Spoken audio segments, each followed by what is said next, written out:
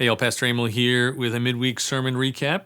If you were with us on this past Sunday, you know that we continued our sermon series, Living Life on Purpose, and we looked at personal present power versus the power of the passion. And we talked about Jesus coming in on Palm Sunday, riding that donkey, being hailed as a king, palm branches everywhere, people hailing him and celebrating him and excited for what they anticipated that he would do. They were giving him all these accolades, all this fame and notoriety, and hope that that would encourage him to do the things with that power that they wanted him to do. And of course, we know that he did not do those things. We know the events of Holy Week that we'll be celebrating here in these next few days are what take place instead. And so we start looking at power and looking at the world's famous people, the world's people in power, and how they differ from Jesus. We talked about how instead of chasing power, like so many people in our world do, Jesus gave it away. We talked about how instead of using it for himself, Jesus used it for others. We talked about how instead of addressing just the symptoms, right?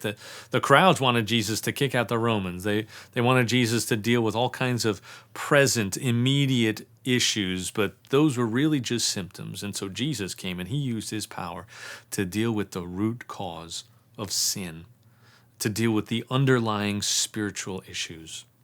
And we talked about how this is really a call for us to do the same thing, to stop chasing after power. If God wants us to have power, he's going to give it to us, right? And if God does give us opportunities where we do have power and influence and notoriety and all of those things, instead of using it for ourselves like everyone else in this world does, we as Christians are called to use it for others.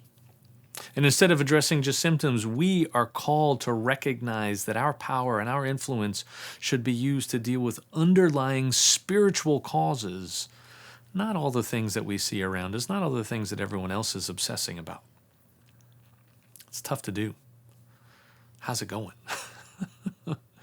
If you're struggling to make this a reality in your life, as I am, as I think we all are, remember what we talked about.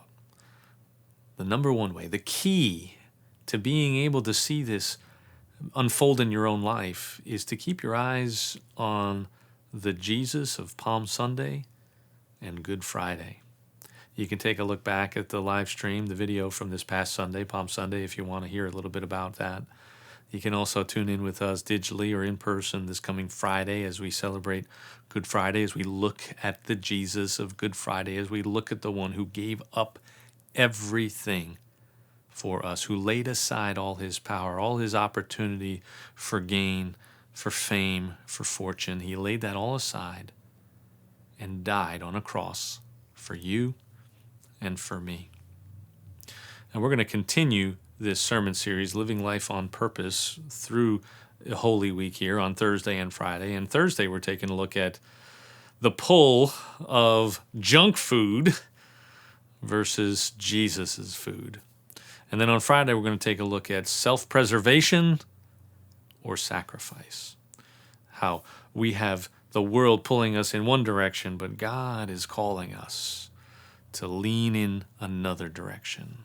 The direction of the food that Jesus offers, the direction of sacrifice.